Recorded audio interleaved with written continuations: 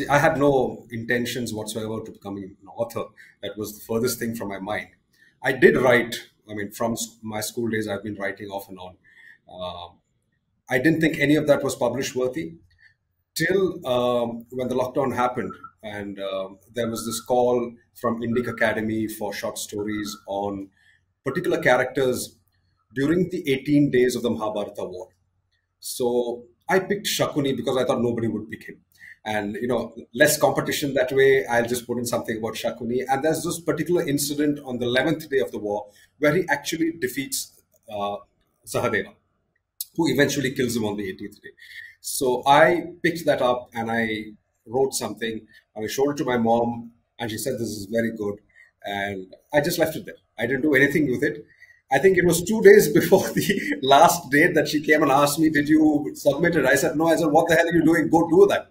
So I sent it across and I promptly forgot about it till I got the email saying that, no, you've been selected and all this stuff. So we went through the workshop with the Himalayan writers retreat and all that stuff. And that's when this urge to, write something and this idea popped up in my head that I need to write something, go for a novel.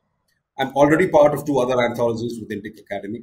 So this process of writing was continuous. But I actually did not think about why I chose to write Parashurama till I was maybe 7 or 8 chapters into the book. And then I thought back as to, when did this connection come about? And I remember that between 1999 to maybe 2003, 2004, there were a series of deaths in my family. I started with my dad in 1999.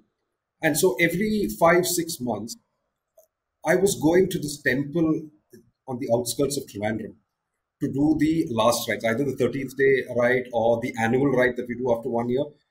And I had stayed in Trivandrum for a couple of years. I've been to all the major temples, Ananta Padmanabha Swami, Srikanteshwaram, Atukal Devi, the Ganesha temple, Parangadi. I never went to this temple.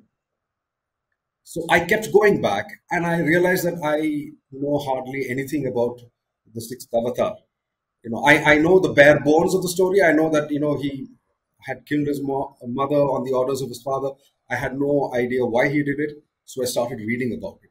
And the more I read, sometimes when you read these stories, usually what people do is they come to a point and say, okay, he murdered his mother just because his father asked him to. This is unbelievable.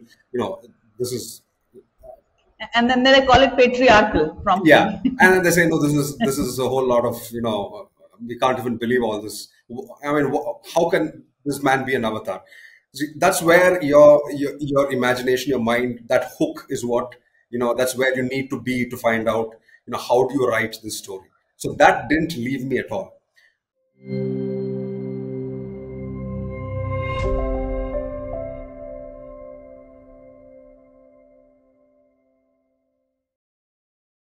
Please remember to subscribe to us and switch on the notifications for this channel.